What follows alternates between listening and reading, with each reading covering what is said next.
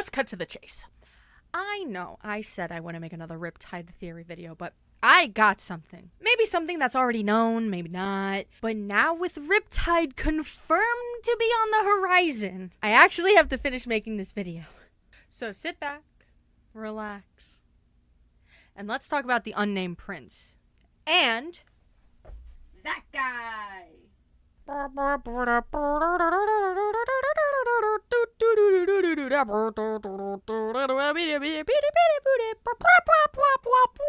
Hello, Internet! Welcome to Riptide Theory!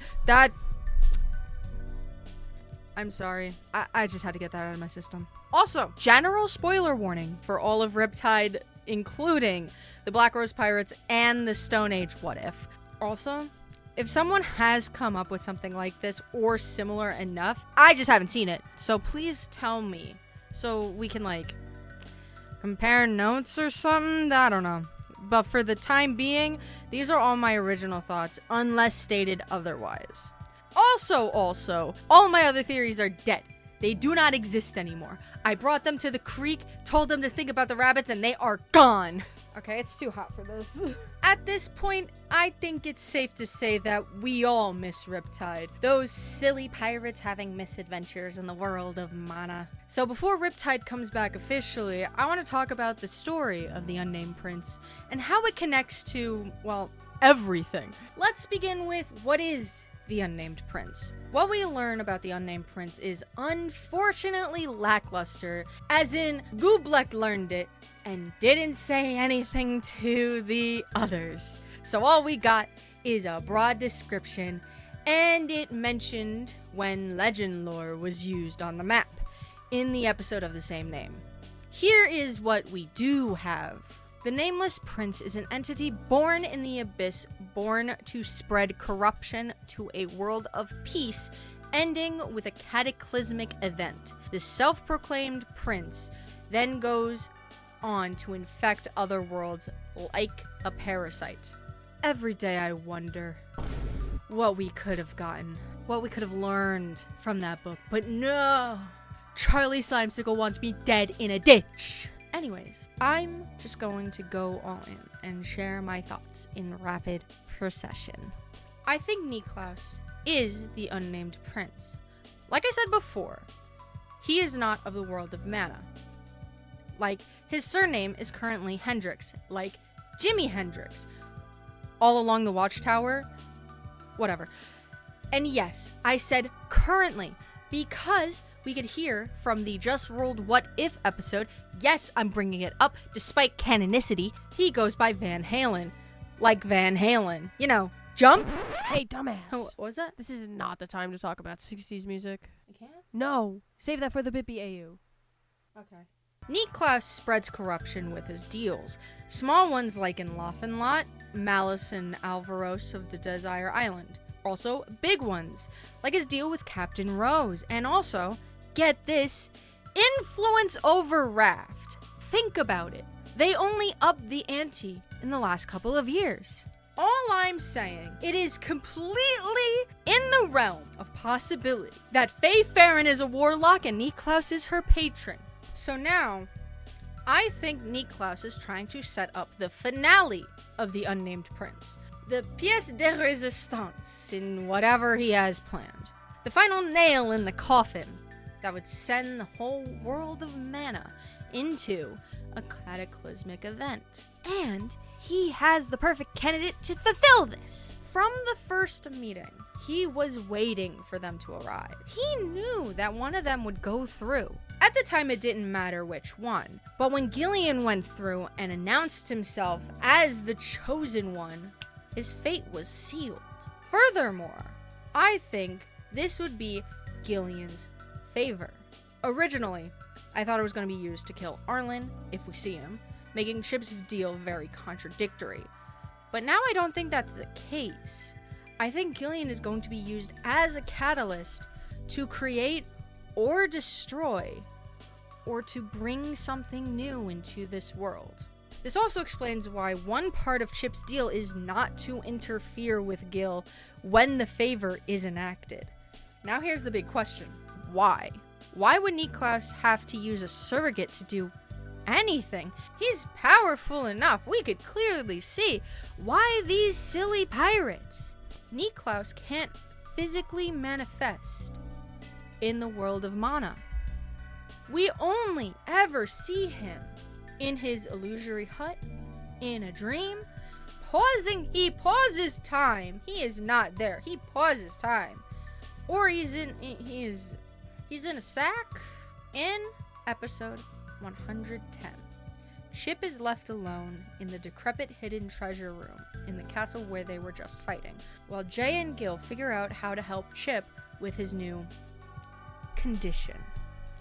After searching around a bit, he consults the compass, which led him back into the main throne room and into the sack that allegedly held the corpse of the Dread Queen, one of the 4 pirate lords from when Chip was a child. When he enters, he is met with Niklaus, quoting the soliloquy from Hamlet. To be or not to be, that is the question, whether 'tis nobler in mind to suffer the slings and arrows. Afterwards, they have a small conversation. Nothing too pertinent to the point I'm trying to make, except for when Chip asks him a very simple question. One more. Persuasion. That is a 26. Okay, what do you say? What are you trying to get out of this? Rose's was legacy. Dread Queen was eternal life. What about you? So he walks forward until he's shoulder to shoulder with you, and he faces the direction you came, and you still face that endless red sea. Puts a hand on your shoulder, and he just whispers, "Freedom." Freedom. He wants freedom. What else had to do with freedom? Oh, right. The fucking map!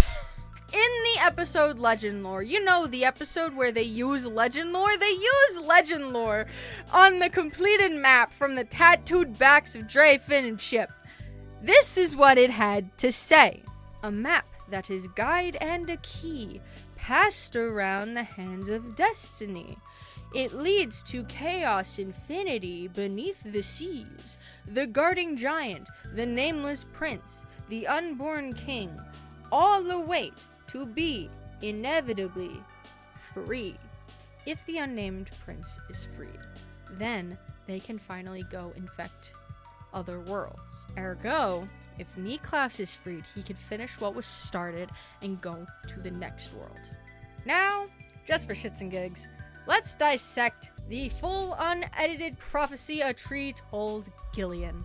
An entity threatens world stability, the unnamed prince, caged in the deepest layers of infinity, the abyss.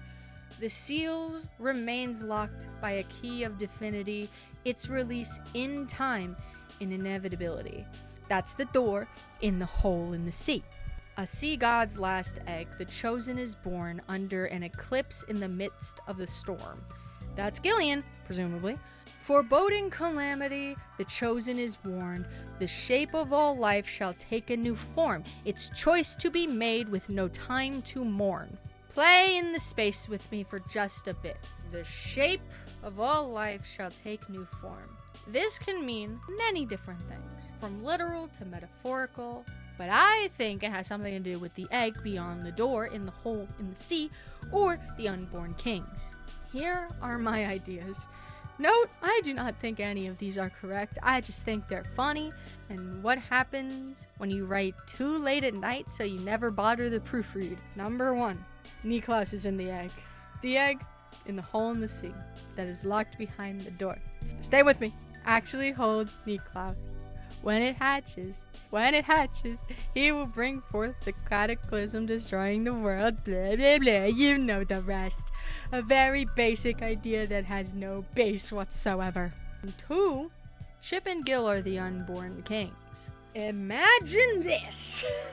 After letting Niklaus free to wreak havoc, he will offer Chip and Gil a place in the new world, becoming rulers of their own domains or whatever. The super tropey shit they do in Hollywood nowadays. You know what I mean. As it stands, they can represent life and death. Fish and chip shippers, take this and go wild. These options are super silly. But are they possible? No, absolutely not at all. Unless... Nah, these have no right to be correct. These are jokes. They can't be right. Right? Right? But actually, I think the egg is holding the guarding giant. Just a thought, like a what if, a just rolled what if. Niklaus is the unnamed prince, and is using Gillian as a proxy to finish out his dirty work. That being, his favor will be to release him, choosing the destruction of the world over saving it as per the Undersea prophecy. Chip's deal is to not interfere with Gillian when this goes down, as to ensure this can go off without a hitch. NJ isn't here. A little great Comet of 1812 reference for those in the back nodding off. I see you back there. I'm done now. Thank you so much for watching and indulging in my silly thoughts. This is my last Riptide theory, at least for a little while, until there's more Riptide. Speaking of Riptide tomorrow, as in September, we are so back, baby! Some things to look forward to from me is the Twi Files Addendum. I have an idea for a rant-style video about other JRWI campaigns, more specifically, Apotheosis. And of course, I have the big one. Alright, bye.